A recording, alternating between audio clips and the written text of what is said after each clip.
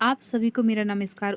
उम्मीद है आप सभी अपनी परीक्षा की तैयारी बहुत ज़ोरों से कर रहे होंगे क्योंकि सेट का नोटिफिकेशन आ गया है और नेट का नोटिफिकेशन कभी भी आ सकता है। तो आप लगातार पढ़ते रहेंगे तो हमारे लिए अच्छा होगा कि जैसे ही नोटिफिकेशन आएगा तो हमारी तैयारी और अच्छे से चालू हो जाएगी। आज मैं लेकर आई हूँ आप सभी के लिए आर्थिक समृद्धि के सिद्धांत से संबंधित बहुविकल्पीय प्रश्नों को। इसकी भी हम एक कंप्लीट क्लास करने वाले हैं क्योंकि यह सारे प्रश्न जो है वो पूर्व परीक्षाओं में पूछे जा चुके हैं। तो एक बार फिर स्वागत है आपका हमारे चैनल पर जिसका नाम है इकोनॉमिक्स बाय सुशीला मैम। और इस चैनल पर हम पूर्व परीक्षाओं में पूछे गए प्रश्नों को हल कर रहे हैं और आगामी परीक्षा के लिए भी तैयारी कर रहे हैं। आज की क्लास को स्टार्ट करते हैं। हमारा पहला प्रश्न है, निम्नलिखित में से किस अर्थशास्त्री ने आर्थिक विकास के सिद्धांत को समझाने के लिए बैकवॉश प्रभाव और प्रसार बैकवॉश प्रभाव और प्रसार प्रभाव धारणाओं को लागू किया? ऑप्शन है, पहला आर नक्सरे, दूसरा गुरनार मेडल, तीसरा आर प्रेविस और चौथा एच सिंगर। तो ऑप्शन नंबर बी हमारा सही हो जाएगा, गुरनार मेडल। गुरनार मेडल ने आर्थिक विकास के सिद्धांत को समझाने के लिए बैकवॉश प्रभाव और प्रसार प्रभाव की धारणाओं को लागू किया। मेडल के अनुसार चक्रीय संचयी प्रक्रिया तथा प्रत्यस्थ, जिससे हम बैकवर्ड प्रभाव बोल रहे हैं, के कारण अल्प विकसित तथा विकसित देशों के बीच व्यापार से सीमांत उत्पादकता तथा आय की समता स्थापित नहीं होती, बल्कि असंतति या असन्मति की स्थिति पैदा होती है, जो संचयी रूप से एक सामान्य पोजीशन से दूर हो जाती है और दुष्चक्र पैदा हो जाता है, जो अल्प विकसित तथा विकसित देशों के बीच अंतराल को ही बढ़ावा देता है। क्वेश्चन नंबर 2 है, हेरोड निरपेक्ष तकनीकी विकास अनिवार्यता क्या है? तो हमारे पहला ऑप्शन है, पहला पूंजी संवर्धक, दूसरा समृद्धि संवर्धक, तीसरा श्रम संवर्धक और चौथा संसाधन संवर्धक। तो ऑप्शन नंबर सी हमारा सही हो जाएगा, श्रम संवर्धक। सर रॉय हैरेट के अनुसार तटस्थ तकनीकी प्रगति का अर्थ है ब्याज दर स्थिर होने पर पूंजी एवं श्रम के बीच कुल राष्ट्रीय उत्पाद का वितरण सतत रहना। यदि K/बाय अचर हो तो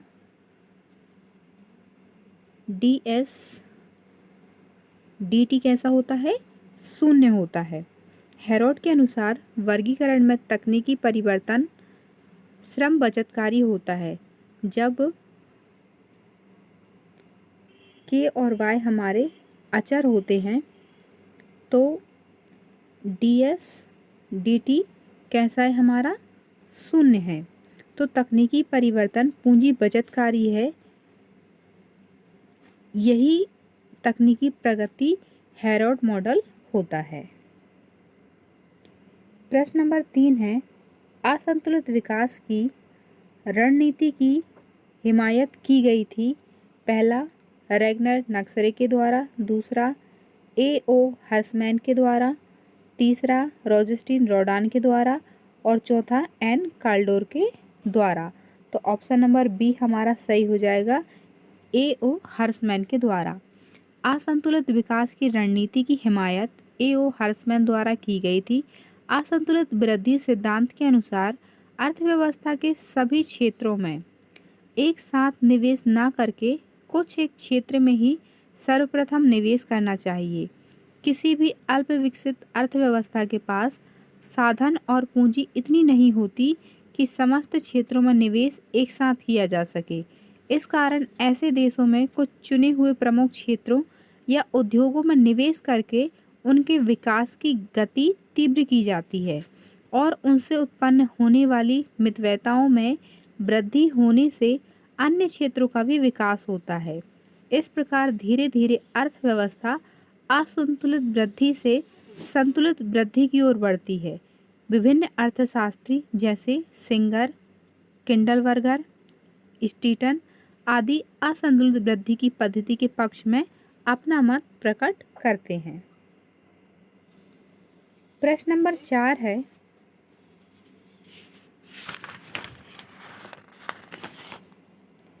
बहुआयामी निर्धनता सूचकांक, जिसे हम शॉर्ट में MPI कहते हैं, मल्टी डिमेंशनल पॉवर्टी इंडेक्स, को जनसंख्या को समाविष्ट किया जाता है। पहला विश्व मानव रिपोर्ट में, दूसरा मानव विकास रिपोर्ट में, तीसरा विश्व रिपोर्ट में विकास और चौथा भारत की मानव विकास रिपोर्ट में। तो ऑप्शन नंबर बी हमारा सही है, मानव विकास रिपोर्ट में। HDR 2010 में बहुआयामी निर्धनता सूचकांक की धारणा कैपेबिलिटी प्रत्यागम अमात्य सेन पर आधारित है। इसे UNDP के सहयोग से Oxford poverty and human development initiative द्वारा विकसित किया गया।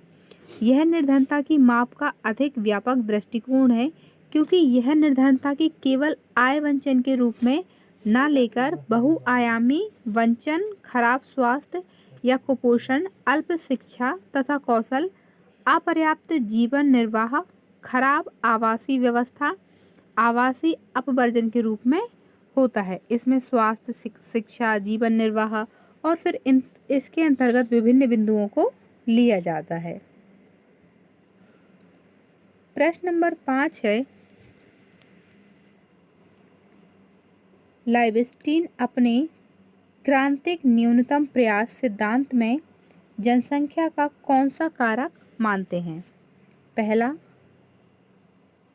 आय मंदक, दूसरा बाजार विस्तारक, तीसरा आय सृजक और चौथा निवेश प्रेरक। तो यहाँ पे हमारा ऑप्शन नंबर ए सही है, आय मंदक। लाइबस्टीन अपने क्रांतिक न्यूनतम प्रयास सिद्धांत में जनसंख्या को आय मंदक कारक मानते हैं। यह सिद्धांत इस मान्यता पर आधारित है कि अर्थव्यवस्था देशों में जनसंख्या दबावों के कारण निर्धनता एवं निम्न पूंजी निर्माण का दुष्चक्र पाया जाता है। ये विषम व्रत इसलिए अधिक विषम बने रहते हैं क्योंकि पर्याप्त मात्रा विकास के लिए प्रोत्साहित होती है। जब विनियोग आवश्यक न्यूनतम मात्रा से कम किए जाते हैं तो उससे आय में वृद्धि अवश्य होती है, लेकिन आय बढ़ी हुई जनसंख्या द्वारा उपभोग कर ली जाती है।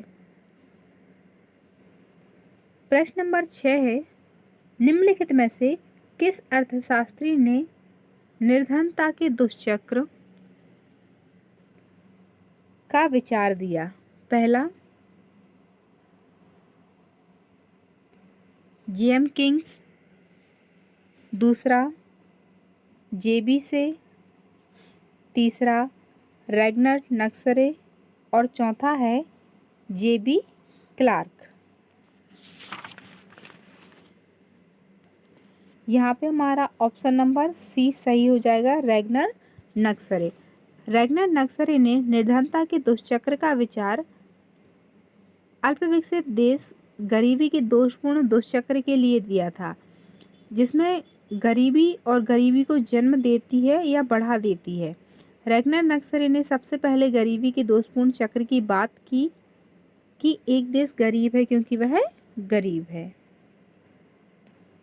प्रश्न नंबर 7 है, निम्नलिखित में से किस मॉडल में अंतर्जात तकनीकी प्रगति पाई जाती है? पहला हेरड मॉडल, दूसरा सोलो मॉडल, तीसरा काल्डोर मॉडल और चौथा इनमें से किसी मॉडल में नहीं। तो ऑप्शन नंबर डी हमारा सही हो जाएगा। यहाँ पे जितने भी मॉडल दिए गए हैं उनमें अंतर्जात तकनीकी नहीं पाई जाती है। अंतर्जात तकनीकी वास्तव में होती क्या है?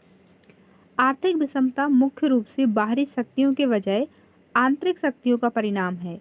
यह तर्क देता है कि उत्पादकता में सुधार को सीधे तेजी से नवाचार, सरकारों और निजी क्षेत्र के संस्थानों से मानव पूंजी में अधिक निवेश जोड़ा जा सकता है।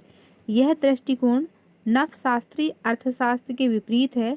हेरोड मॉडल, सोलो मॉडल तथा कैल्डोर मॉडल में अंतर्जात तकनीकी नहीं पाई जाती है, जबकि अंतर्जात तकनीकी प्रगति को पॉल रोमर ने दिया है।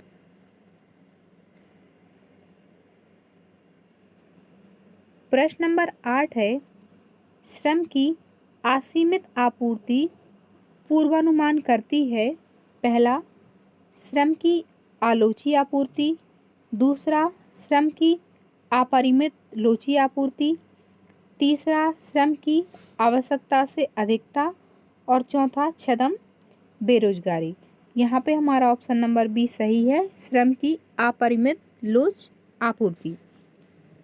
प्रोफेसर लेविस ने अल्प विकसित देशों में आर्थिक विकास की प्रक्रिया को तेज करने के लिए एक सिद्धांत प्रतिपादित किया, जिसे श्रम शक्ति की असीमित आपूर्ति कहा जाता है। लेविस ने अल्प विकसित देशों को दो क्षेत्र में बांटा। पहला, पूंजीवादी या औद्योगिक क्षेत्र। दूसरा, जीवन निर्वाह या कृषि क्षेत्र। लेविस के अनुसार आर्थिक विकास उस समय होगा जबकि जीवन के निर्वाह क्षेत्र से अतिरिक्त श्रम को निकालकर पूंजी क्षेत्र में लगाया जाता है, तो जीवन निर्वाह क्षेत्र में श्रम अतिरेक समाप्त हो जाएगा तथा औद्योगिक क्षेत्र में पूंजी निर्माण की दर बढ़ेगी। प्रश्न नंबर 9 है, निम्नलिखित में से किस अर्थशास्त्री ने द्विक्षेत्रीय विकास या समृद्धि मॉडल को विकसित किया? पहला, श्रीमती जॉन रॉबिन्सन। दूसरा, W.A. लेविस। तीसरा, R. हेरल्ड। और चौथा, T.W. स्वान। तो यहाँ पे हमारा ऑप्शन नंबर बी सही हो जाएगा कि द्विक्षेत्रीय विकास समृद्धि मॉडल जो है वो W.A. लेविस के द्वारा दिया गया था। प्रश्न नंबर 10 है, एक अर्थव्यवस्था में टेक ऑफ स्टेज का अर्थ होता है।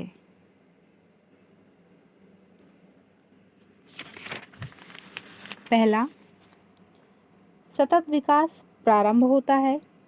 दूसरा, अर्थव्यवस्था स्थिर हो जाती है। तीसरा, अर्थव्यवस्था ध्वस्त होने के कगार पर होती है। और चौथा, सभी नियंत्रक दूर हो जाते हैं। तो ऑप्शन नंबर ए हमारा सही हो जाएगा कि सतत विकास प्रारंभ होता है। अब टेक ऑफ स्टेज की अगर हम बात करें तो इसकी 5 अवस्थाएं होती हैं जो रोस्टोव अर्थशास्त्री हैं उन्होंने अपनी पुस्तक the stages of economic growth में दी है। तो यहाँ पे हमारा एक और क्वेश्चन तैयार हो जाता है कि टेक ऑफ स्टेज किसके द्वारा प्रतिपादित किया गया है? तो रोस्टोव के द्वारा। और इन्होंने किस पुस्तक में इसका उल्लेख किया है? तो the stage of economic growth में टेक ऑफ स्टेज का उल्लेख किया गया है। अब बात करते हैं कि 5 अवस्थाएं होती कौन कौन सी हैं। पहला, परंपरावादी अर्थव्यवस्था जो कृषि से संबंधित है। दूसरा, आत्मस्फूर्ति की पूर्व अवस्था, इसमें वैज्ञानिक विधियों और तकनीकों का प्रयोग किया जाता है। तीसरा है आत्मस्फूर्ति अवस्था जिसमें क्रांतिकारी परिवर्तन हुए हैं। चौथा है परिपक्वता की अवस्था, इसमें स्वप्रेरित विकास की अवस्था और पूंजी निवेश पर जोर दिया गया है। और पांचवी और अंतिम है अत्यधिक उपभोग की अवस्था जो आर्थिक विकास की अंतिम अवस्था कहलाती है। प्रश्न नंबर 11 है, द्वैतवादी अर्थव्यवस्था का अर्थ है सह अस्तित्व का। ऑप्शन है पहला, पारंपरिक क्षेत्र के साथ आधुनिक औद्योगिक क्षेत्र। दूसरा, ग्रामीण एवं शहरी क्षेत्र। तीसरा, संगठित एवं असंगठित क्षेत्र। और चौथा, आंतरिक एवं बाह्य क्षेत्र। तो ऑप्शन नंबर ए हमारा सही हो जाएगा, पारंपरिक क्षेत्र के साथ साथ आधुनिक औद्योगिक क्षेत्र।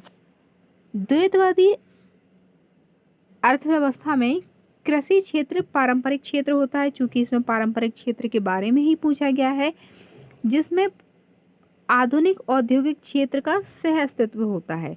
कृषि क्षेत्र पारंपरिक क्षेत्र होता है जिसमें निम्न उत्पादकता, निम्न आय, निम्न मांग की प्रत्याशा आदि विशेषताएं होती हैं।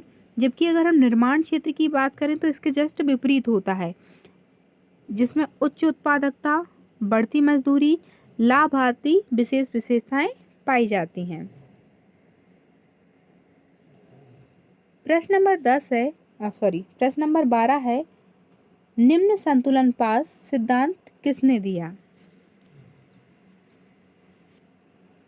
पहला नेल्सन, दूसरा जॉन रॉबिन्सन, तीसरा W.A. लुईस और चौथा रॉडान। तो ऑप्शन नंबर ए हमारा सही हो जाएगा, नेल्सन। निम्न संतुलन पास या जिसे हम जाल सिद्धांत भी कहते हैं, आर नेल्सन ने दिया। यह सिद्धांत उन्होंने अल्प विकसित देशों के संदर्भ में दिया। नेल्सन ने बताया कि अल्प विकसित देशों की विशेषता होती है कि वहाँ प्रति व्यक्ति आय का स्तर निर्वाह पर पहुंचकर स्थिर हो जाता है, जिसके परिणाम स्वरूप बचत और शुद्ध निवेश की दर भी निम्न होती है। जब कुल राष्ट्रीय आय की वृद्धि दर बढ़ाकर बचत और निवेश की दर में वृद्धि के प्रयास किए जाते हैं तो अर्थव्यवस्था की वृद्धि भी बढ़ जाती है, जिसके कारण प्रति व्यक्ति आय निर्वाह स्तर पर बनी रह जाती है। इस प्रकार अल्प विकसित देश निम्न संतुलन पास में फंसकर रह जाते हैं। प्रश्न नंबर 13 है, रोजेस्टीन रॉडान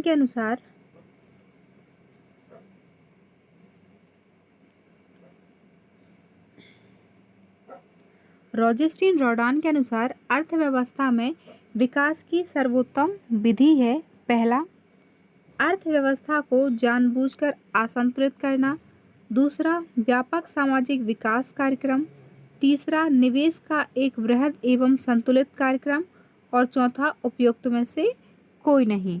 तो ऑप्शन नंबर सी हमारा सही हो जाएगा, निवेश का एक वृहद और संतुलित कार्यक्रम। रोजेस्टीन रॉडान संतुलित विकास के समर्थक थे। उन्होंने अपना मत दिया था कि गरीबी के दुष्चक्र और निर्धनता के भंवर जाल में फंसी अल्प विकसित अर्थव्यवस्था को आत्मनिर्भर बनाने के लिए विनियोग रूपी बड़े धक्के की आवश्यकता होती है। उनकी दृष्टि में दीर्घकालीन और स्थायी विकास के लिए नियोजन का उद्देश्य अर्थव्यवस्था को उसके निम्न स्तर संतुलन से झटके के साथ बाहर निकालकर संचयी विकास के पथ पर लाना है। इसके लिए उन्होंने कुछ उपाय भी बताए थे, जिसमें उत्पादन फलन अभाज्यता, मांग की अविभाज्यता, बचत एवं पूंजी की अविभाज्यता के बारे में भी बताया था। तो इसमें हमको याद रखना है कि एक शब्द आया हमारा बड़े धक्के का सिद्धांत, तो उस सिद्धांत को भी रोजेस्टीन रॉडान के द्वारा दिया गया था। और एक और पुस्तक है एशियन ड्रामा पुस्तक जो है वो गुरनार मेडल के द्वारा लिखी गई थी, जिसमें उन्होंने एशियाई गरीब देशों के ऊपर बातचीत की थी और भारत भी एशिया का एक देश है। चलिए अगले प्रश्न की ओर बढ़ते हैं। प्रश्न नंबर 14 है, निम्नलिखित में से किसने चक्रीय कारकता सिद्धांत दिया? ऑप्शन है, पहला गुरनार मेडल, दूसरा जॉन रॉबिन्सन, तीसरा J.R. हिक्स और चौथा T. बोके। तो ऑप्शन नंबर ए हमारा सही हो जाएगा, गुरनार मेंडल। चक्रीय कारकता सिद्धांत वर्ष 1956 में स्वीडिश अर्थशास्त्री गुरनार मेडल द्वारा विकसित किया गया, जो कि अल्प विकास एवं मध्य के दो प्रभाव उत्पन्न करता है। पहला अति निर्यात का प्रभाव और दूसरा प्रसरण प्रभाव। प्रश्न नंबर 15 है, विकास का असंतुलित सिद्धांत किसके द्वारा प्रतिपादित किया गया? पहला सिंगर, दूसरा हर्समैन, तीसरा W.W. रोस्टॉप और चौथा किंडल बर्गर। तो ऑप्शन नंबर बी हमारा सही हो जाएगा, हर्समैन। विकास का असंतुलित सिद्धांत हर्समैन के द्वारा दिया गया। इससे पहले भी हमने एक प्रश्न हल किया हुआ था जिसमें भी सेम बात आई हुई थी। तो हमें इस बात को याद कर लेना है कि विकास का असंतुलित सिद्धांत जो है वो प्रोफेसर हर्समैन के द्वारा दिया गया है। उनके अनुसार किसी अल्प विकसित देश में आर्थिक समृद्धि लाने के लिए पहले से बनाई गई रणनीति के अनुसार जानबूझकर असंतुलन लाया जाए। विभिन्न क्षेत्रों में असमान विकास से तीव्र विकास होगा व नए अवसर प्राप्त होंगे। इससे आर्थिक समृद्धि के नए रास्ते भी खुलते हैं। इसलिए अल्प विकसित देशों की विकास नीति इन्हीं तथ्यों पर आधारित होनी चाहिए।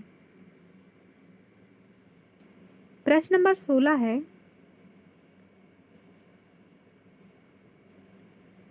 डब्ल्यू रोस्टॉप के अनुसार आर्थिक वृद्धि की अवस्थाएं हैं। पहला 5, दूसरा 4, तीसरा 3 और चौथा 2। तो ऑप्शन नंबर ए हमारा सही है। रोस्टॉप के अनुसार आर्थिक वृद्धि की 5 अवस्थाएं हैं। अगर हम उन 5 अवस्थाओं की बात करते हैं तो पहली है परंपरागत समाज, दूसरा है आत्मस्फूर्ति की पूर्व अवस्था, तीसरा है आत्मस्फूर्ति की अवस्था, चौथा परिपक्वता की ओर अग्रसर अवस्था और चौथा है अत्यधिक उपभोग की अवस्था। प्रश्न नंबर 17 है, संतापकारी समृद्धि का प्रतिपादन किसने किया था? पहला अमात्य सेन, दूसरा केल्डर, तीसरा पॉल क्रुगमैन और चौथा जगदीश भगवती। तो ऑप्शन नंबर डी हमारा सही हो जाएगा, जगदीश भगवती। संताप समृद्धि सिद्धांत का प्रतिपादन 1958 में प्रोफेसर जगदीश भगवती ने किया था। प्रोफेसर जगदीश भगवती विदेशी पूंजी अंतर्प्रभाव के प्रमुख आलोचक भी माने जाते हैं। प्रश्न नंबर 18 है, संतुलित समृद्धि की मूल व्याख्या निम्नलिखित में से किससे संबंधित है? पहला, निजी और सामाजिक लाभों के बीच अपसरण दूर करने हेतु कार्यकलापों का व्यापक स्तर पर विस्तार। दूसरा है कमी या आधिक्य का नहीं होना। तीसरा, समस्त क्षेत्र एक ही दर से बढ़ रहे हैं और चौथा, सभी क्षेत्रों में समान मात्रा में निवेश हो रहा है। तो ऑप्शन नंबर ए हमारा सही है। संतुलित वृद्धि की मूल व्याख्या में निजी और सामाजिक लाभों के बीच अपसरण दूर करने हेतु कार्यकलापों का व्यापक स्तर पर उल्लेख हो रहा है। इसमें फ्रेडरिक लिस्ट ने कृषि उद्योग तथा वाणिज्य एवं उद्योग की विभिन्न शाखाओं के मध्य संतुलित विकास की नींव रखी थी। रॉजेस्टीन रॉडान ने भी प्रबल धक्का सिद्धांत दिया क्योंकि यह सारे संतुलित वृद्धि के से संबंधित थे। नक्सरे ने संतुलित विकास को बाजार के आकार एवं विनियोग के लिए प्रदान की जाने वाली प्रेरणा के संदर्भ में भी विश्लेषित किया। संतुलन वृद्धि से आशय ये बिल्कुल नहीं था कि उद्योग में वृद्धि एक समान दर से हो। संतुलन वृद्धि से आशय था कि अर्थव्यवस्था के विभिन्न क्षेत्रों में समरूप वृद्धि जिसमें विभिन्न उद्योगों एवं क्षेत्रों के उत्पाद सुविधा से बाजार पहुंच सके, किसी उद्योग या क्षेत्र में अतिरेक या कमी की समस्या ना हो। प्रश्न नंबर 19 है, निम्नलिखित में से किसको रोस्टॉप के आर्थिक समृद्धि के चरण मॉडल में तीसरा चरण माना जाता है? पहला, उड़ान, दूसरा उड़ान की अवस्था के लिए पूर्व शर्त, तीसरा परंपरागत समाज अवस्था और चौथा है उच्च जन उपभोग अवस्था। तो यहाँ पे हमारा ऑप्शन नंबर ए सही हो जाएगा, उड़ान। प्रोफेसर रोस्टॉप ने कार्ल मार्क्स की पुस्तक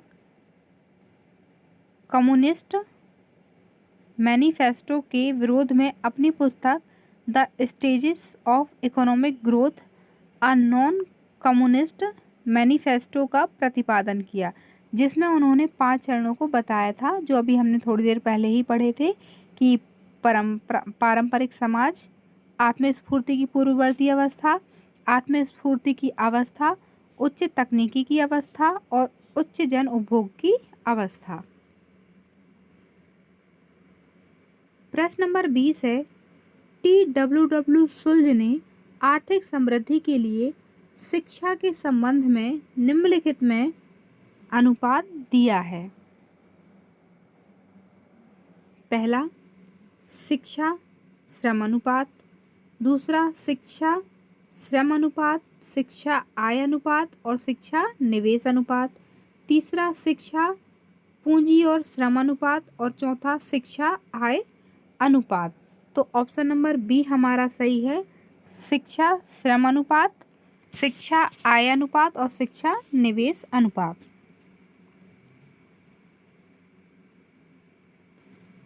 उन्होंने विशेष रूप से शिक्षा पर बल दिया और सुल्ज ने अपनी पुस्तक the economic value of education, तो यहाँ पे हमारा एक प्रश्न और तैयार हो जाता है कि सुल्ज की पुस्तक का नाम क्या है, तो इकोनॉमिक वैल्यू ऑफ एजुकेशन। और इन्हें मानवीय पूंजी पर बल देने के लिए 1979 में नोबेल पुरस्कार भी दिया गया है। तो अगर कभी आपसे प्रश्न पूछा जाता है कि 1979 में किसे नोबेल पुरस्कार मिल गया है, तो प्रोफेसर सुल्ज को। एक प्रश्न हमारे लिए कई प्रश्न तैयार करता है, तो आपको विशेष रूप से ध्यान से सुनना और पढ़ना है कि किस तरीके से सवाल को पूछा जा रहा है और उसमें अन्य किन सवालों को भी लिया जा सकता है। प्रश्न नंबर 21 है, सोलो के वृद्धि मॉडल में प्रति व्यक्ति निर्गत किसका फलन होगा? ऑप्शन है, पहला श्रम उत्पाद अनुपात, दूसरा पूंजी निर्गत अनुपात, तीसरा तकनीकी प्रगति और चौथा पूंजी श्रम अनुपात। तो ऑप्शन नंबर डी हमारा सही हो जाएगा, पूंजी श्रम अनुपात। सोलो मॉडल में प्रति व्यक्ति निर्गत पूंजी श्रम अनुपात का फलन होगा। सोलो मॉडल एक स्वचालित समायोजन को प्रस्तुत करता है जिससे संतुलन वृद्धि पथ को प्राप्त किया जा सकता है।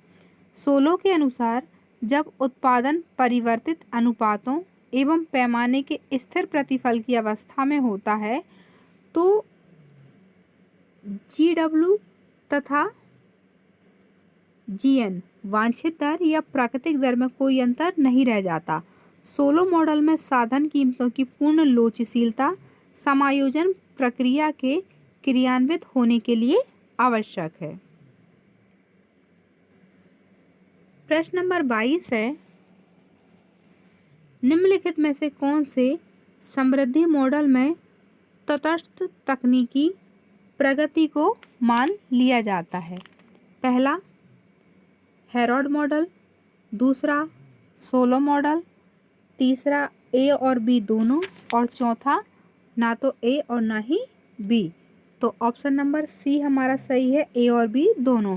हेरोड मॉडल और सोलो मॉडल दोनों में ही समृद्धि मॉडल में तटस्थ तकनीकी प्रगति को मान दिया जाता है। हेरोड तथा सोलो मॉडल में चाकू धार समस्या का प्रतिपादन किसने किया है? हेरोड ने। उनके अनुसार अर्थव्यवस्था जब एक बार संतुलन के पथ से विचलित हो जाती है तो पुनः संतुलन में नहीं आ पाती, क्योंकि वह अधिकांश चरों में स्थिर मान लेते हैं।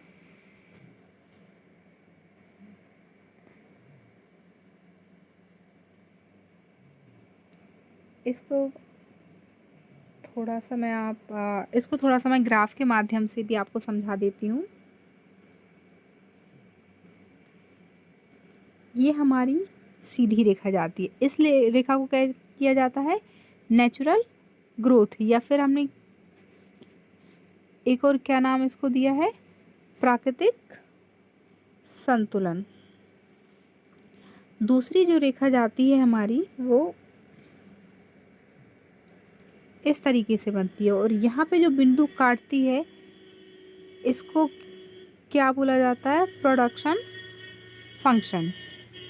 इनमें 3 चीज़ें काम करती हैं। पहला पूंजी उत्पाद अनुपात, दूसरा श्रम उत्पाद अनुपात और तीसरा बचत आय अनुपात। सोलो ने मॉडल की चाकूधार समस्या को हल करने के लिए इन तीनों चीज़ों का उपयोग किया है।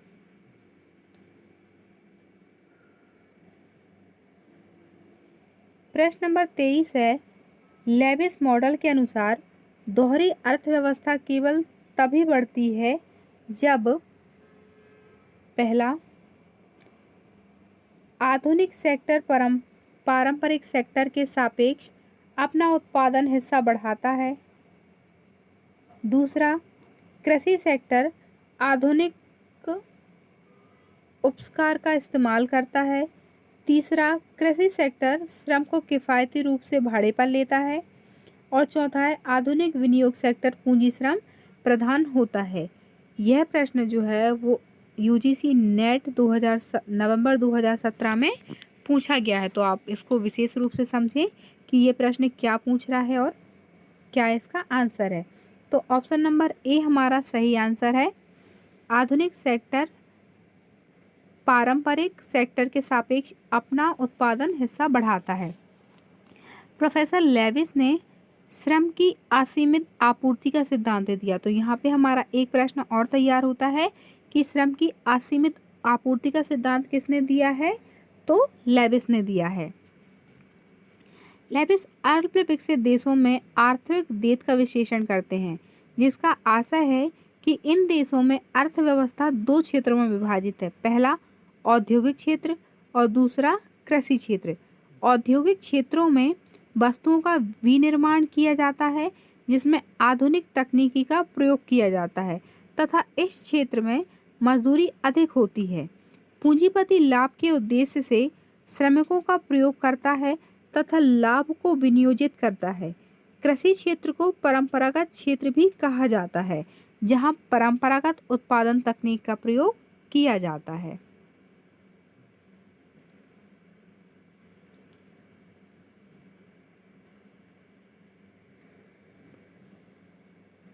प्रश्न नंबर 24 है,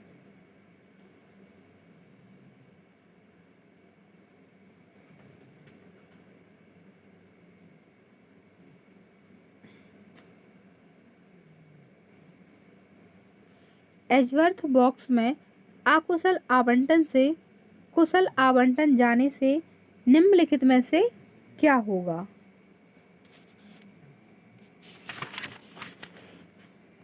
पहला सभी व्यक्तियों की उपयोगिता में वृद्धि, दूसरा कम से कम एक व्यक्ति की उपयोगिता में वृद्धि लेकिन दूसरे व्यक्ति की उपयोगिता का स्तर कम हो जाएगा, तीसरा एक व्यक्ति की उपयोगिता वृद्धि लेकिन किसी अन्य व्यक्ति की उपयोगिता में नहीं घट सकती, और चौथा है सभी व्यक्तियों की उपयोगिता में कमी।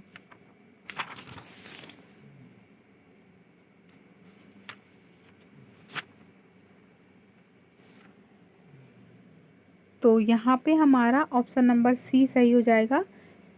किसी एक व्यक्ति की उपयोगिता में वृद्धि लेकिन किसी अन्य व्यक्ति की उपयोगिता नहीं घट सकती है।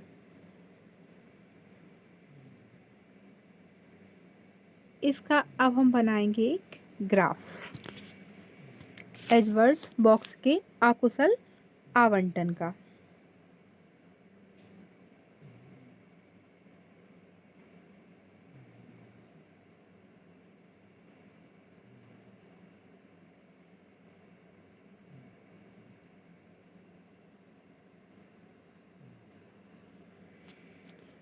ये हमारी सीधी रेखा जाएगी, इस रेखा का नाम है ओ बी। यहाँ पे हमारा ओ ए ले लेते हैं हम, ठीक है। अब यहाँ पे हमको विशेष रूप से ध्यान क्या देना है, जो एजवर्थ बॉक्स बन रहा है। सबसे पहले तो ये 3 स्टेप में जाएगा। पहला, दूसरा और तीसरा। इनके नाम है हमारे A1, A2 और A3। अब इसकी सेकंड स्टेज चालू होती है। ये जस्ट इसको टच करते हुआ होगा इस तरीके से। ये तीनों ही इसी तरीके से बनाए जाएंगे। अब इन रेखाओं का नाम क्या है? B1, B2 और B3, क्योंकि इस रेखा को हमने नाम क्या दिया है? B दिया हुआ है और नीचे वाली रेखा हमारी A है। अब यहाँ पे X चीज़ों को दिखाया जा रहा है और यहाँ पे Y चीज़ों को दिखाया जा रहा है। इसका कारण क्या है कि एजवर्थ बॉक्स में अकुशल आवंटन से कुशल आवंटन में जाने से कम एक व्यक्ति की उपयोगिता में वृद्धि होगी, लेकिन चूंकि यहाँ पे दो व्यक्तियों की बात की जा रही है तो दूसरे व्यक्ति की उपयोगिता का स्तर कैसा होगा? नहीं के बराबर हो जाएगा। तो इस चित्र में यही दिखाया जा रहा है। प्रश्न नंबर 25 है, हेरोडोमर समीकरण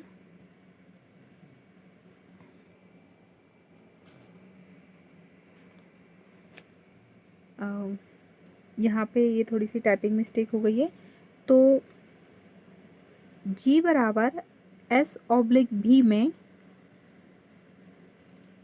भी क्या परिभाषित कर रहा है? तो पहला ऑप्शन है, पहला देश के पूंजी स्टॉक का मूल्य, दूसरा वृद्धिशील पूंजी निर्गत अनुपात, तीसरा देश के पूंजी स्टॉक में परिवर्तन और चौथा उपरोक्त में से कोई नहीं। तो यहाँ पे हमारा सही जवाब हो जाएगा ऑप्शन नंबर बी, वृद्धिशील पूंजी निर्गत अनुपात। हेरोडोमस समीकरण G = S/V, यहाँ पे भी वृद्धिशील पूंजी निर्गत अनुपात को परिभाषित कर रहा है। प्रश्न नंबर 26 है, बिग पुश सिद्धांत का मूल तर्काधार निम्नलिखित में से किस विचार पर आधारित है? पहला जनसंख्या का आकार, दूसरा बाह्य मितव्यताएं, तीसरा आंतरिक मितव्यताएं और चौथा उपरोक्त में से कोई नहीं। तो ऑप्शन नंबर बी हमारा सही हो जाएगा, बाह्य मितव्यताएं। बिग पुश, जिसे बड़े धक्के का सिद्धांत कहा जाता है, का प्रतिपादन रॉजस्टीन रॉडान ने किया। रॉडान संतुलित विकास के समर्थक थे।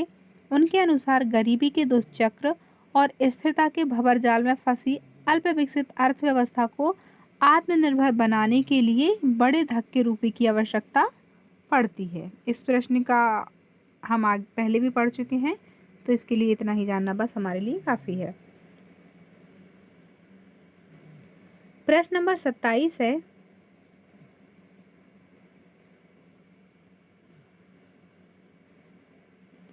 गुरनार मेडल ने, यहाँ मेडल है, आर्थिक विकास के किस पहलू पर ध्यान दिया? पहला पूंजी दुर्लभता, दूसरा मानव संसाधन दुर्लभता, तीसरा क्षेत्रीय विषमताएं और चौथा जनसंख्या विस्फोट। तो ऑप्शन नंबर सी हमारा सही हो जाएगा, क्षेत्रीय विषमताएं। अल्पविकसित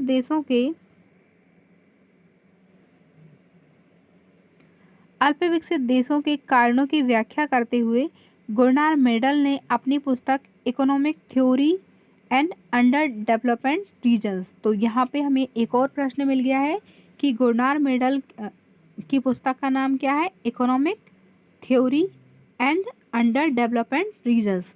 मैं प्रस्तुत दृष्टिकोण में बताया कि चक्रीय संचय क्रिया दो देशों के बीच किस प्रकार से व्यापार की स्थिति को बनाए रखती है। प्रश्न नंबर 28 है, फी रेनिस का आर्थिक विकास का सिद्धांत निम्नलिखित में से किस पर आधारित है? पहला विकास के प्रति द्वैत उपागम, दूसरा प्रच्छन्न बेरोजगारी की उपस्थिति, तीसरा कृषि विकास का महत्व और चौथा उपरोक्त सभी। तो ऑप्शन नंबर डी हमारा सही हो जाएगा। फ्राई रेनिस ने अपने एक लेख, तो यहाँ पे भी हमें ध्यान देना है कि फ्राई रेनिस का लेख क्या है, a theory of economic development में द्वैत अर्थव्यवस्था से संबंधित मॉडल का प्रतिपादन किया, जिसे आर्थर लेविस के मॉडल के रूप में जाना जाता है, जिसमें श्रम आधिक्य एवं सीमित संसाधन तथा अधिकतर जनसंख्या कृषि कार्य में संलग्न है और अर्थव्यवस्था में प्रच्छन्न बेरोजगारी व उच्च जनसंख्या वृद्धि दर विद्यमान है। इस दशा में विकास के अतिरिक्त मजदूरों में औद्योगिक क्षेत्र में हस्तांतरण की संभावना भी पाई जाती है। प्रश्न नंबर 29 है, रॉबिन्सन एजेवा प्रमेय के अनुसार धीर समृद्धि अवस्था तभी संभव है जब तकनीकी प्रगति, ऑप्शन नंबर पहला है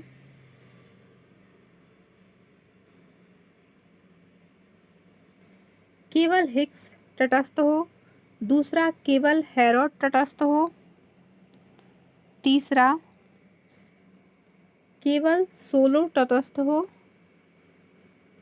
और चौथा है हिग्स और हेरोड तटस्थ दोनों हो।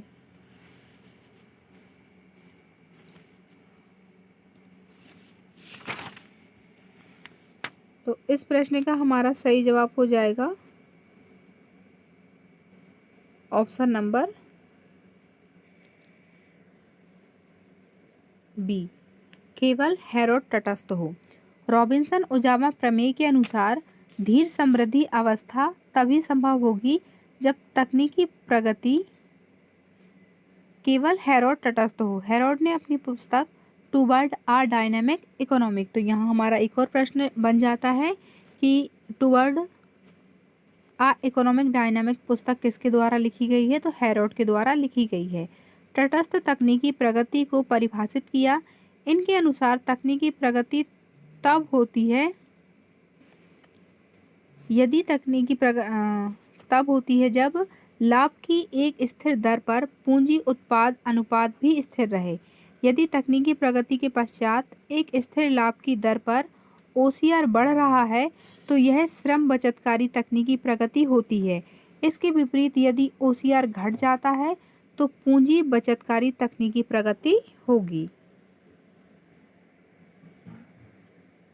प्रश्न नंबर 30 है, श्रम की आरक्षित सेना का उपयोग निम्नलिखित में से किस अर्थशास्त्री द्वारा किया गया? पहला जे सुम्पिटर, दूसरा जे.आर. हिक्स, तीसरा कार्ल मार्क्स और चौथा टी.आर. माल्थस। तो ऑप्शन नंबर हमारा सी सही हो जाएगा, कार्ल मार्क्स। श्रम की असीमित सेना का उपयोग कार्ल मार्क्स द्वारा किया गया। शोषण की दर बढ़ने से लाभ की दर बढ़ने लगती है, जिससे पूंजी संचय एवं पूंजी निर्माण की दर दोनों बढ़ने लगती हैं, जिसके फलस्वरूप उत्पादन प्रणाली पूंजी प्रधान हो जाती है। लोगों में लाभ बढ़ाने की प्रतियोगिता शुरू हो जाती है। इसमें जो असफल होता है वह सर्वहारा वर्ग हो जाता है, जिससे बेरोजगारी बढ़ने लगती है, जिसे मार्क्स ने औद्योगिक रिजर्व सेना का नाम दिया है। इसको हमें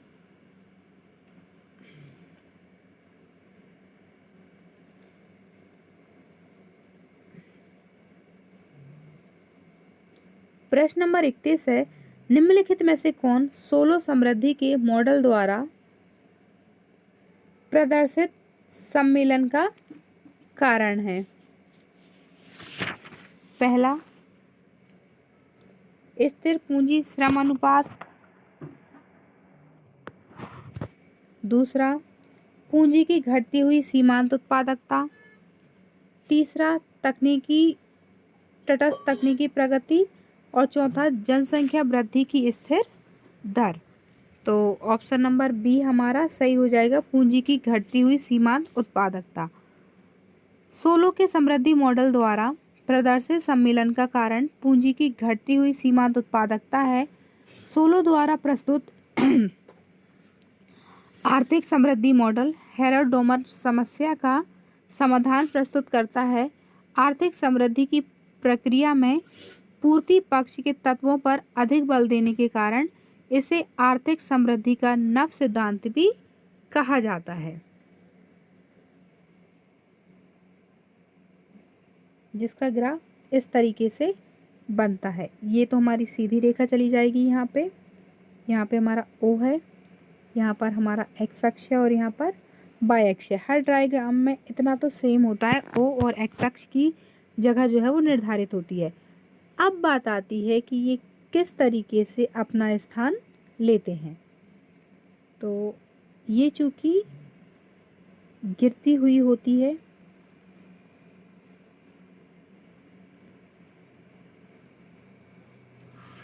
इस ग्राफ को आप लोग भी बनाने का प्रयास करिएगा। इस तरीके से हमारा ये ग्राफ बनता है। ये हमारी टी रेखा है, ये हमारा ई बिंदु है और ये आर। यहाँ पे ये जो पॉइंट दिखा रहा है ये हमारा स्थायी संतुलन है और नीचे भी अगर हम आम दें एम आर एस। ठीक, तो यहाँ पे सोलो का मौलिक समीकरण बता रहा है कि समय के सापेक्ष पूंजी श्रम अनुपात में परिवर्तन दर एम आर श्रम शक्ति में वृद्धि दर है। रेखा चित्र में जहाँ ई बिंदु पर अर्थव्यवस्था संतुलन में है, अगर इसमें विचलन होता है तो पूंजी श्रम अनुपात पुनः संतुलन ला देगा और ई बिंदु पर स्थायी संतुलन हो जाएगा। प्रश्न नंबर 32 है, निम्नलिखित में से वक्तव्यों में विकास के मार्क्सवादी मॉडल के लिए सही है। पहला, उत्पादन रीति में परिवर्तन तथा उत्पादन में संबंध साथ साथ घटित होते हैं। दूसरा, उत्पादन रीति में परिवर्तन उत्पादन में संबंधों में परिवर्तन का अनुगमन करता है। तीसरा, उत्पादन रीति में परिवर्तन उत्पादन में संबंधों में परिवर्तन से पहले घटित होता है। और चौथा, उत्पादन संबंध में महत्वपूर्ण नहीं होते हैं। तो ऑप्शन नंबर सी हमारा सही है। उत्पादन रीति में परिवर्तन उत्पादन में संबंधों में परिवर्तन से पहले घटित होता है। कार्ल मार्क्स का आर्थिक विकास संबंधी विश्लेषण राजनीति शास्त्र, दर्शन शास्त्र, अर्थशास्त्र तथा इतिहास का सम्मिश्रण है, जो संयुक्त रूप से उनकी पुस्तक दास कैपिटल में मिलता है। तो कार्ल मार्क्स के द्वारा कौन सी पुस्तक लिखी गई है? Das Kapital. कार्ल मार्क्स के अनुसार सभी सामाजिक जीवन का आधार क्रमिक विकास का कारण भौतिकवाद है तथा सभी ऐतिहासिक घटनाएं आर्थिक शक्तियों द्वारा निर्धारित होती हैं, जैसे y बराबर F K L N S U। अब इन सब का मतलब क्या होता है? y का मतलब यहाँ पे उत्पादन से होता है, n का मतलब भूमि, k का मतलब पूंजी, l का मतलब श्रम, u का मतलब संपूर्ण सामाजिक सांस्कृतिक संस्था का समूह और s का मतलब होता है यहाँ पे तकनीकी व सामाजिक आर्थिक संगठन के बीच के संबंध को दर्शाता है। कार्ल मार्क्स ने इन्हीं सब चीज़ों को बताया है कि वस्तु का उत्पादन पूंजीपतियों के नियंत्रण में होता है तथा उत्पादन की इस सामान्य प्रक्रिया में कोई परिवर्तन नहीं होता, और ये सूत्र भी उत्पादन फलन का कार्ल मार्क्स के द्वारा दिया गया है। प्रश्न नंबर 33 है, निम्नलिखित में से किस अर्थशास्त्री द्वारा अधिशेष मूल्य की अवधारणा विकसित की गई? पहला, जे सुम्पिटर, दूसरा कार्ल मार्क्स, तीसरा जे.आर. हिक्स, चौथा R.A. फिशर। तो ऑप्शन नंबर बी हमारा सही हो जाएगा, कार्ल मार्क्स। अधिशेष मूल्य का उल्लेख कार्ल मार्क्स ने किया था, जिसके अनुसार अधिशेष मूल्य वह मूल्य है जो व्यक्तिगत श्रम द्वारा सृजित होता है। कामगार की लागत का भुगतान नियोक्ता द्वारा करने के बाद जो बाकी है या उत्पादित उत्पादों या सेवाओं में पूर्ववत रहता है, यही अधिशेष मूल्य की अवधारणा है। प्रश्न नंबर 34 है, समृद्धि विकास सिद्धांत में निवेश के समता सृजन पहलू को किसके द्वारा विस्तार से बताया गया। पहला RF हेरोड, दूसरा ED डोमर, तीसरा RM सोलो और चौथा PA सैमुअल्सन। तो ऑप्शन नंबर बी हमारा सही है, ED डोमर। समृद्धि सिद्धांत में निवेश के समता सृजन पहलू को ED डोमर द्वारा विस्तार से बताया गया। उन्होंने बताया कि विनियोग एक ओर से अर्थव्यवस्था में उत्पादन क्षमता का विकास होता है तथा दूसरी ओर आय के फलस्वरूप मांग का भी सृजन होता है। इसलिए ऐसी स्थिति में बनाए रखने के लिए विनियोग में वृद्धि की दर क्या होनी चाहिए, इससे आय में वृद्धि तथा उत्पादन में वृद्धि कितनी बराबर होनी चाहिए, ये सभी बताया जाता है। इसमें दो पक्ष होते हैं, एक हमारा आय पक्ष होता है और एक हमारा उत्पादन पक्ष होता है। इन दोनों के सम्मिश्रण से ही वृद्धि होती है। इसको हम थोड़ा सा समझ लेते हैं। यहाँ पे विनियोग होता है, ठीक, विनियोग। अब इसका पक्ष किस तरीके से बन रहा है, इस तरीके से हम इसको बनाते हैं। यहाँ पे आय में वृद्धि,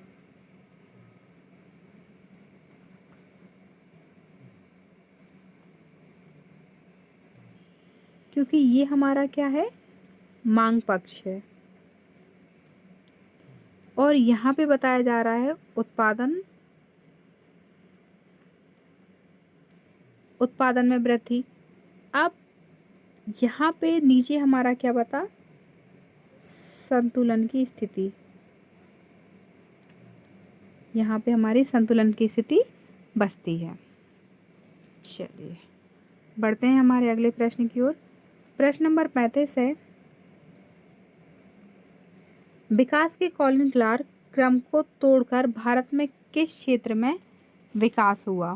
पहला निर्यात क्षेत्र, दूसरा प्राथमिक क्षेत्र, तीसरा द्वितीयक क्षेत्र और चौथा सेवा क्षेत्र। तो ऑप्शन नंबर डी हमारा सही है, सेवा क्षेत्र। कॉलिन क्लार्क ने 3 व्यावसायिक चरणों के माध्यम से आर्थिक विकास का अवलोकन किया। राष्ट्र की शुरुआत प्राथमिक माल उत्पादकों, जिसमें कृषि और मत्स्य पालन आदि सम्मिलित है, के रूप में उच्च स्तरीय विकास की ओर निर्मित वस्तुओं के उत्पादन के साथ स्तरीय विकास की ओर अग्रसर हुआ। ज्ञान और दक्षता की उन्नति के साथ द्वितीय चरण आता है। वहीं तृतीय चरण में प्रतिनिधि रूप में परिवहन, वितरण और लोक प्रशासन के क्षेत्र हैं। गैर सामग्री उत्पादन के माध्यम से आय के उच्चतम स्तर प्राप्त किए जा सकते हैं। प्रश्न नंबर 36 है, वित्तीय द्वैतवाद सिद्धांत किसके द्वारा विकसित किया गया? पहला बी हिक्सन, दूसरा एच माइंड, तीसरा WA लेविस और चौथा R नक्सरे। तो ऑप्शन नंबर बी हमारा सही है, एच माइंड। विकासशील देशों की मुद्रा बाजार की महत्वपूर्ण विशेषता को एच माइंड ने 1871 में वित्तीय द्वैतवाद के सिद्धांत के नाम से प्रकाशित किया। यह संगठित एवं असंगठित मुद्रा बाजार में विषम ब्याज दरों के साथ साथ सह अस्तित्व की ओर भी संकेत करता है। प्रश्न नंबर 37 है, सोलो ने अपना मॉडल किसके विकल्प के रूप में निर्मित किया? पहला काल्डोर का विकास सिद्धांत, दूसरा रेनिस फ्री का विकास मॉडल, तीसरा हेरोड डोमर का विकास मॉडल, चौथा मीड का विकास मॉडल। तो ऑप्शन नंबर सी हमारा सही है, हेरोड डोमर का विकास मॉडल। सोलो ने अपना मॉडल हेरोड डोमर मॉडल के विकास के रूप में निर्मित किया। हेरोड मॉडल अस्थायी संतुलन की बात करता है, अर्थात यदि किसी कारण से संतुलन की स्थिति भंग हो जाती है तो आर्थिक शक्तियाँ उसको संतुलन पद से दूर ही ले जाती हैं, परंतु सोलो मॉडल में स्थायी संतुलन की बात की गई है।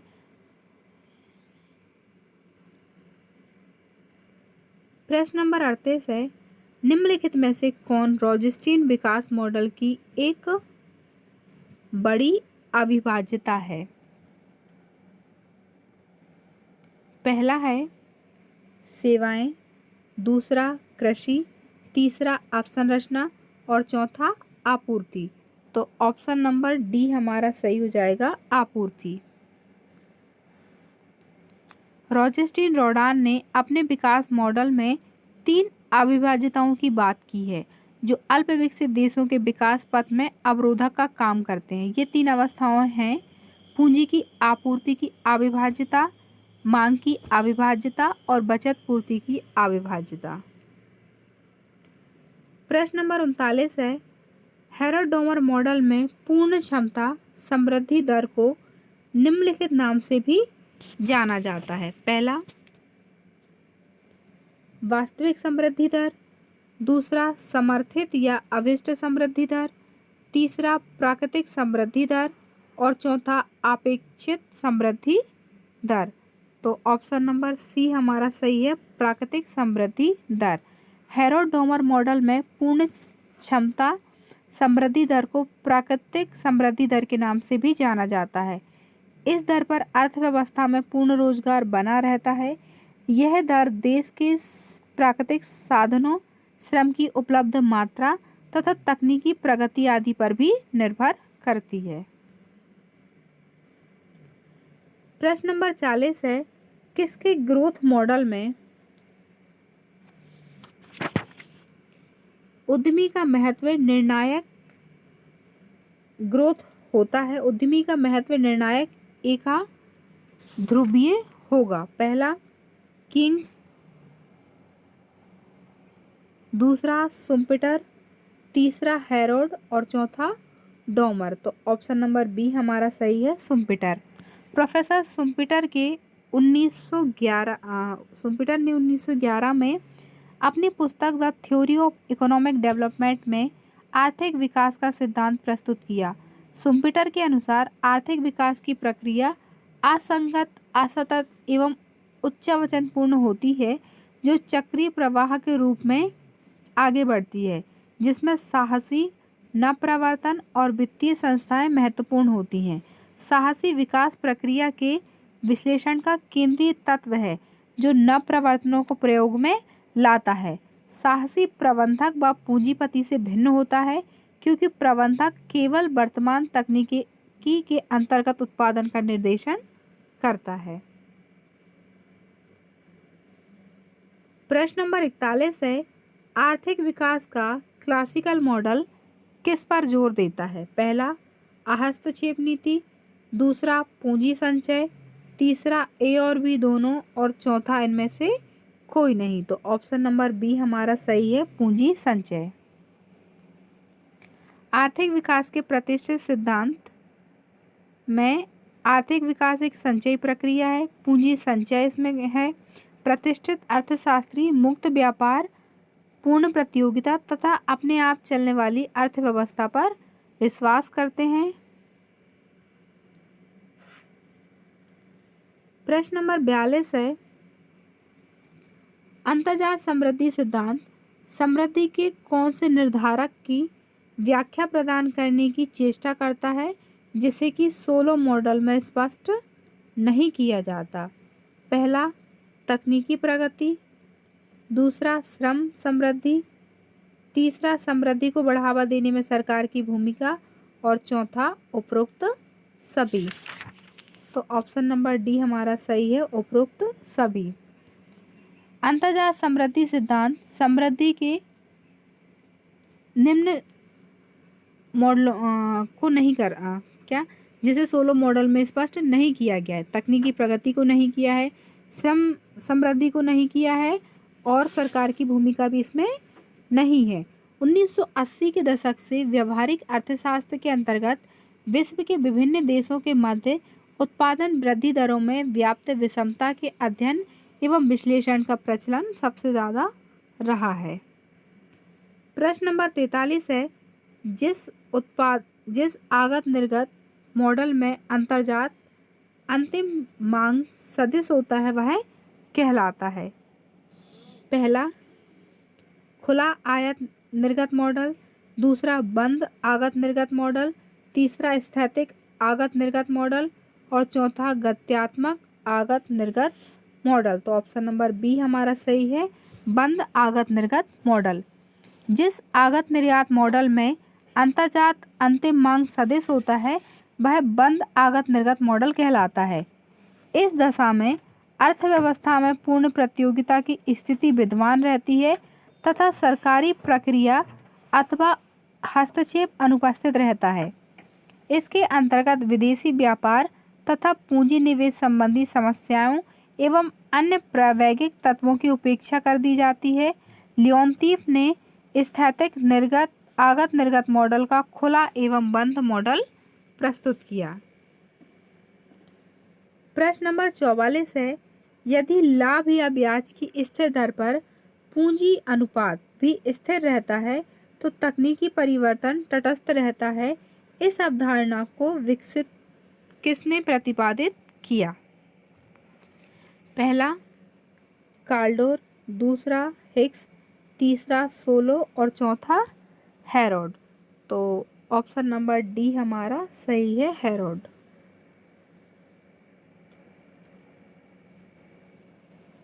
इसका भी एक ग्राफ बनता है, हम फटाफट ग्राफ बना लेते हैं।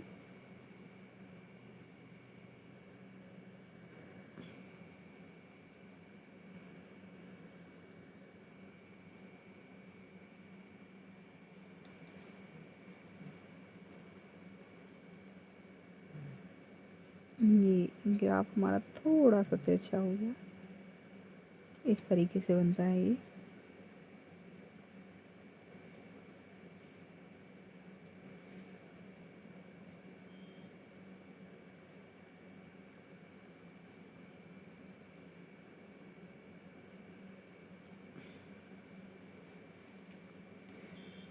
अब यह बिंदु जिस स्थान पर काटता है ये बिंदु हमारा बिंदु ए कहलाता है और दूसरा जहाँ पे काट रहा है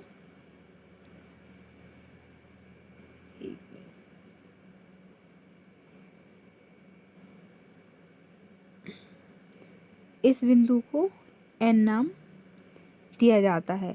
हम मोटा मोटा देख लेते हैं कि ये बताने का प्रयास क्या कर रहा है। यहाँ पे y1 y2, यहाँ पे k1 k2 इत्यादि होता है, ये हमारी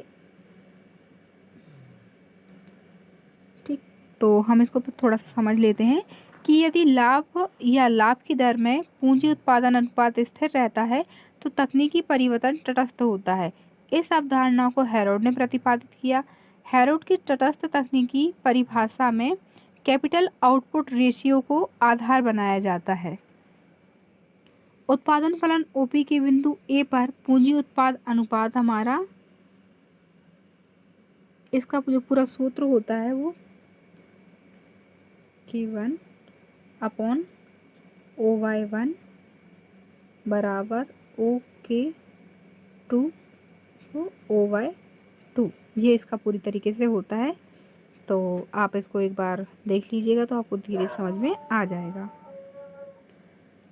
प्रश्न नंबर 45 है,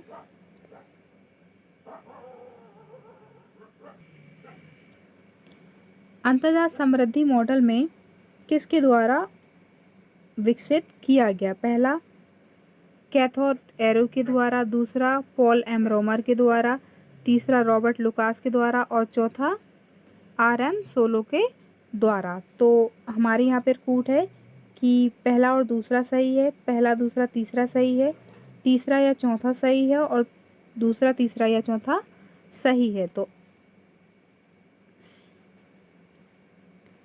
ऑप्शन नंबर बी हमारा सही हो जाएगा, पहला दूसरा और तीसरा सही है। कैथोड एरो, पॉल एम रोमर और रॉबर्ट लुकास 1980 के दशक से व्यावहारिक अर्थशास्त्र के अंतर्गत विश्व के विभिन्न देशों के मध्य उत्पादन वृद्धि दरों में व्याप्त विषमता के अध्ययन एवं विश्लेषण का प्रचलन बढ़ा है। इसके लिए ढेर सारे शोध कार्य भी किए गए हैं तथा साहित्य का प्रकाशन भी हुआ है। इस अंतर्जात समृद्धि के प्रति उत्तरदायी विभिन्न कारकों की विवेचना जिस सिद्धांत पर आधारित है उसे अंतर्जात समृद्धि सिद्धांत के नाम से जाना जाता है। अंतर्जात समृद्धि सिद्धांत प्रौद्योगिकी एक अंतर्जात तत्व भी है। प्रश्न नंबर 16 है, जॉन रॉबिन्सन के ग्रोथ मॉडल में पूंजी संचय किस पर निर्भर करता है? पहला,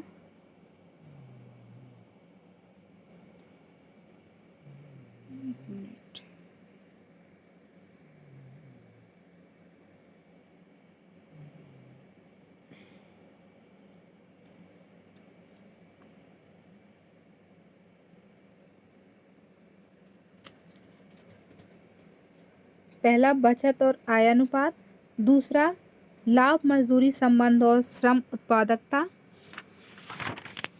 तीसरा लाभ आय अनुपात तथा पूंजी उत्पादकता, चौथा बचत निवेश अनुपात।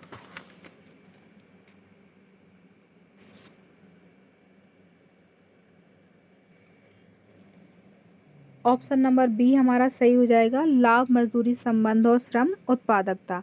जॉन रॉबिन्सन के ग्रोथ मॉडल में पूंजी संचय लाभ मजदूरी संबंध तथा श्रम की उत्पादकता पर निर्भर करता है।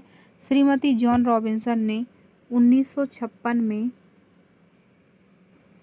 प्रकाशित अपनी पुस्तक द एक्यूमुलेशन ऑफ कैपिटल में पूंजी संचय सिद्धांत का प्रतिपादन किया, जिसमें उन्होंने खेल के पूंजीवादी नियमों पर आधारित आर्थिक समृद्धि के सरल मॉडल का निर्माण किया। इस मॉडल में रॉबिन्सन ने अर्थव्यवस्था को स्वर्ण युग की संज्ञा प्रदान की थी। कई बार ये प्रश्न भी पूछ लिया जाता है कि अर्थव्यवस्था को स्वर्ण युग की संज्ञा किसने दी है, तो हमारा आंसर हो जाएगा जॉन रॉबिन्सन।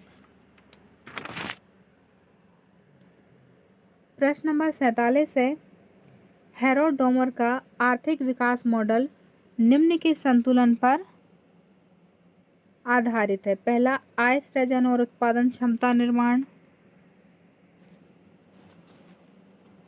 दूसरा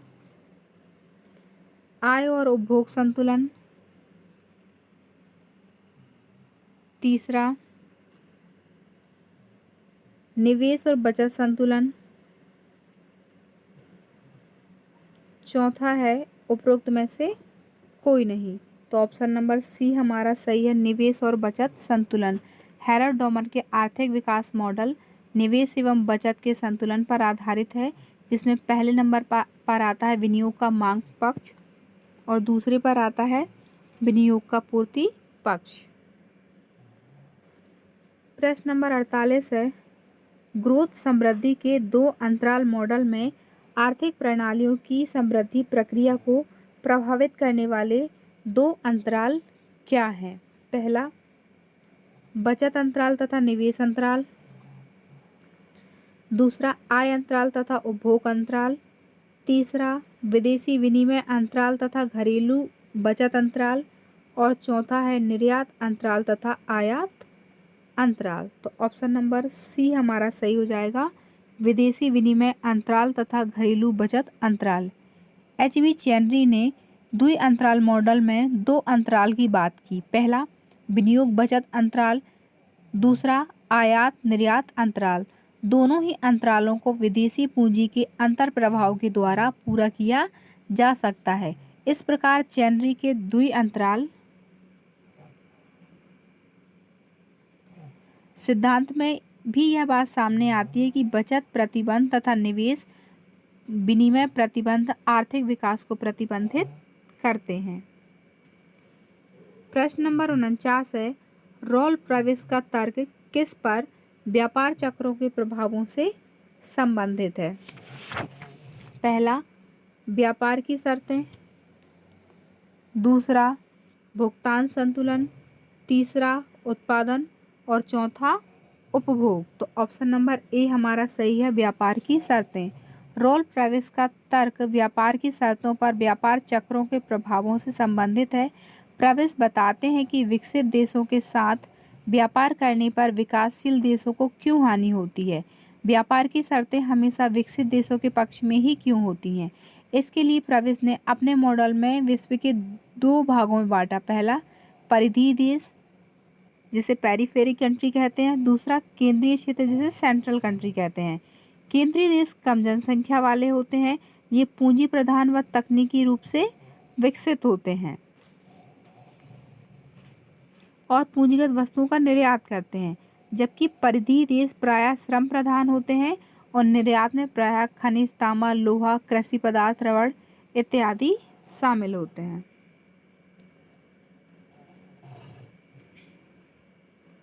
प्रश्न नंबर 50 है,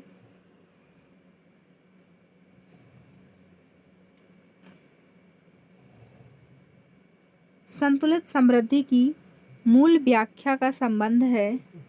पहला सभी क्षेत्रों में समान दर पर विकास होना, दूसरा सभी क्षेत्रों में समान राशि का निवेश होना, तीसरा है कमियों और आधिक्यों की अनुपस्थित होना, चौथा है सभी क्षेत्रों में आर्थिक क्रियाकलापों में व्यापक विस्तार होना।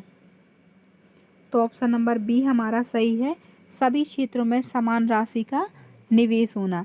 अल्प विकसित देशों को अल्प विकास के दुष्चक्र से निकालने के लिए भारी मात्रा में निवेश की आवश्यकता होती है। यह निवेश किस प्रकार से और किन क्षेत्रों में किया जाता है, इस विषय पर अर्थशास्त्री में दो भागों में बटे हैं। पहला संतुलित विकास के समर्थक और दूसरा असंतुलित विकास के समर्थक।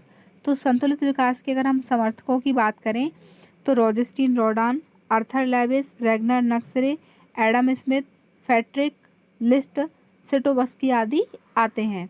और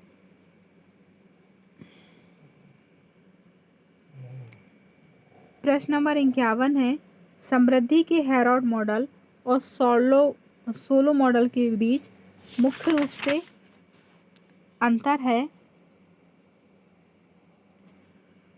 पहला श्रम और पूंजी के बीच प्रतिस्थापनीयता, दूसरा पैमाने के प्रतिफल, तीसरा परिवर्ती कारक के प्रतिफल और चौथा आय की समृद्धि। तो ऑप्शन नंबर ए हमारा सही हो जाएगा, श्रम और पूंजी के बीच प्रतिस्थापनीयता। हेरोड मॉडल का मॉडल उत्पादन फलन के स्थिर गुणांक पर आधारित है, अर्थात K=L, या पूंजी श्रम अनुपात स्थिर है, जो कि हेरोड डोमर मॉडल के चाकूधार समस्या का कारण है। इस प्रकार हेरोड मॉडल की समस्या का निदान किया जाता है। इस वीडियो को देखने के लिए आप सभी का बहुत बहुत धन्यवाद। अगर आपको वीडियो अच्छी लगी है तो लाइक करिए, ज़्यादा से ज़्यादा शेयर कीजिए, कमेंट करिए और चैनल को सब्सक्राइब कीजिए। आप सभी अच्छे से पढ़ें, अच्छे नंबरों से पास हो। Have a good day.